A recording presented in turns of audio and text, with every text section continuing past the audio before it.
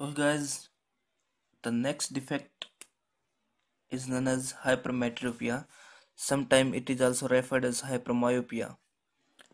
Okay guys, both are the same. Guys, it is also referred as, it is also called farsightedness. Farsightedness means, friends, in this defect a person can easily see the far object but he is unable to see the nearby objects. Okay, unable to see nearby objects. A person is unable to see the nearby objects. Unable to see nearby objects. Unable to see nearby objects. But he can see may or may not. Means far object. If he has both defects, you can say myopia or hypermetro, it may be possible that he is unable to see far or nearby objects, but it's the only if there is the only condition of hypermetropia, then person will surely not see the nearby object, but he may see far objects. Okay guys, let's understand it by the diagram.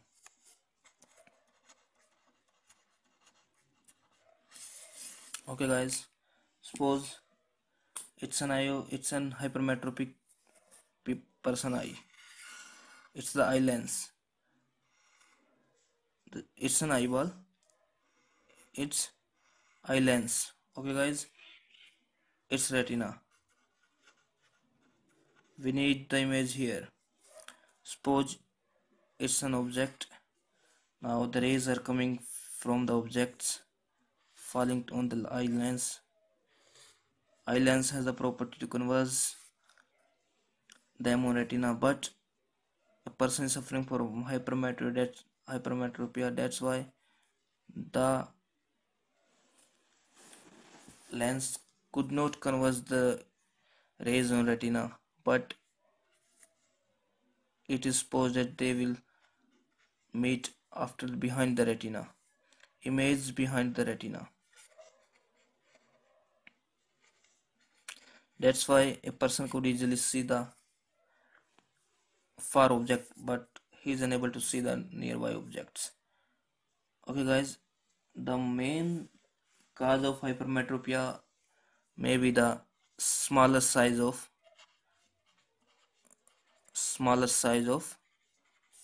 eyeball.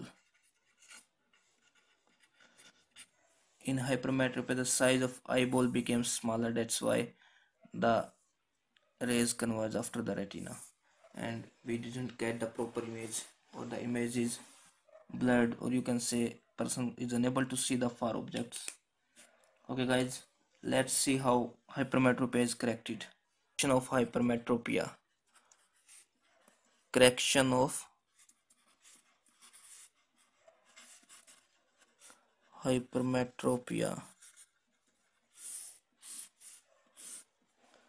Okay guys, you have understand in the diagram of a eye of myopic or a hypermetropic people. You have seen the diagram of rays coming from objects and how they are focused behind the retina in case of hypermetropia. That means if the rays are converged 2 times, they may properly form image on retina. That's why we can say that if we use convex lens,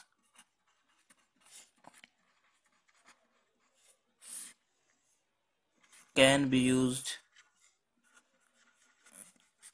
to remove hypermetropia.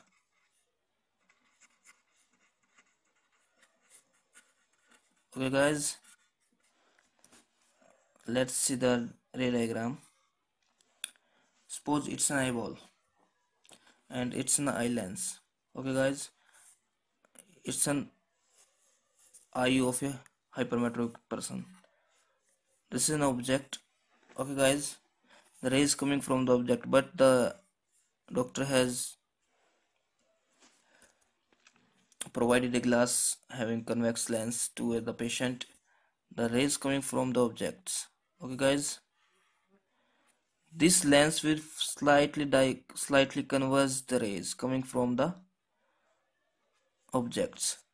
After that, it will again get converged by the eye lens, by the natural eye lens. They will properly focused on the retina. In this way, the hypermetropia can be corrected. Finally, we got the image. Got focused on retina. Means the rays coming from the objects focused properly on retina. It's the convex lens, or you can say that converging lens. Here we are using the converging property of the convex lens to cure the hypermetropia.